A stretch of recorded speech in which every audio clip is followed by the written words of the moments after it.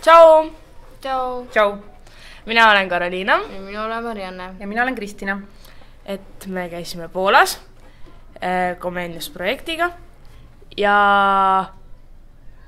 meil olid veel 3 õpetajat kaasas. Olid ja Leena ja Krista ja Mari. Ja Mari oli ka ja läksime sinna lennukiga. See oli päris lahe, aga pea hakkas ainult valutama pärast. 2 korda lendasime. Ja siis me käisime näiteks Krakowis. Ja siis käisime, vaatasime Krakowi linnamuuseumis ja lihtsalt shoppasime ringi ja siis käisime seal, kus me seal peaväljakul olime, siis seal oli mingi torn, kus see iga täistunni ajal üks tuletõrjujatest läheb sinna torni ja mängib mingisugust trompeti lugu ja mis on juba sajandeid seal olnud. Ja see lõpeb poole pealt ära, sest kunagi sellel trompeti mängijal lasti nool kõrist läbi. Ja siis me käisime Poola teadlase koolis. Ülikoolis Krakowis. Selles Krakowi ülikoolis, kus Kopernikus kunagi õppis. Seal käisime. Mis seal muuseumis oli? Seal oli mingi raamatu. Seal lähed igasugused need asjad, mis on sõjast jäid alles, need on hästi põnevad seal. Ja siis me käisime multifilmi muuseumis. Ja seal Piesko Bialas. Piesko Bialas, jah. Seal on niimoodi, et see Piesko on üks lind ja Biala on teine lind ja need on kokku kasvanud. Aga te multikaid ka mäletate, mis multikaid nad teinud on? Ja Polek ja Lolek. Ja Rexio oli ja me vaatasime ise ka neid. Ja kuidas nad tegid seda ja räägiti, kuidas nad heliefekte teevad. Ja siis meil olid lahedad pered ka. Ja koolis me siis tegime seda ruumilist päikesesüsteemi ristsõna ja looduseteemalist lauamängu.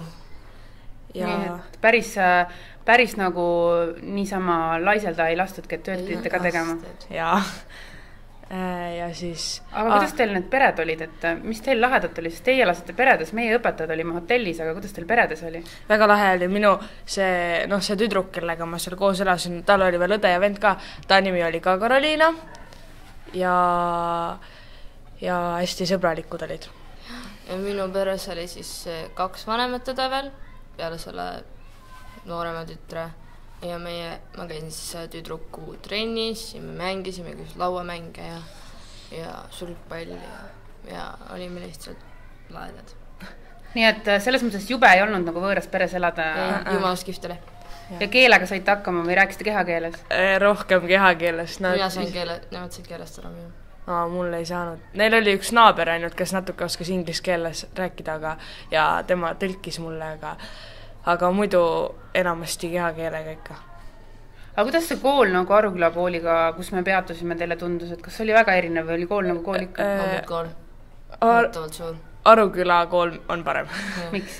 Väiksem, kodusem, lihtsam. Ja seal me Arukülas saame süüa ja nemad peavad ise kõik kaasa võtma. Olid mahlapakid olid vist koolis? Nad said, või leevad olid kaasas? Ja õpetajatel oli sama asi. Ja siis aga ujula oli seal nii? Ujula oli jah. Ja see staadion ja mänguplats oli ka suhtsugused uued. Ilusad. Ja siuke armas linn oli seal.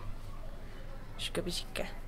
Nii et, aga kas teil nagu mõnedega, kes te seal tuttavaks saite, kirjutate ka veel Facebookis või suhtlete veel? Kogu aeg ei kirjuta, ma ei leia teda mitte kuskilt üles. Ta küll andis mulle enda meiliaadressi ja kõik muud asjad, aga ma ei leia üles seda.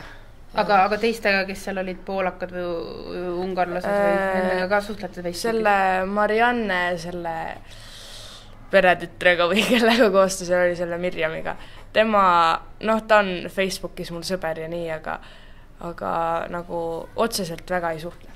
Mul on kogu aeg lihtsalt vanem õde tuli, tõst ära, kirjutan vastu, siis tuli järgmine õde, kogu aeg tuleb niimoodi 3 tükki järsku, kirjutan. Siis oli veel üks Paula tüdruk ja sellega ma ka räägin.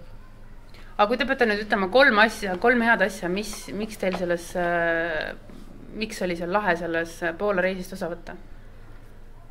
Ilus ilm, ilus koht ja lahedad õpetajad. Ja ilus ilm, ja ka tore koht ja toredad inimesed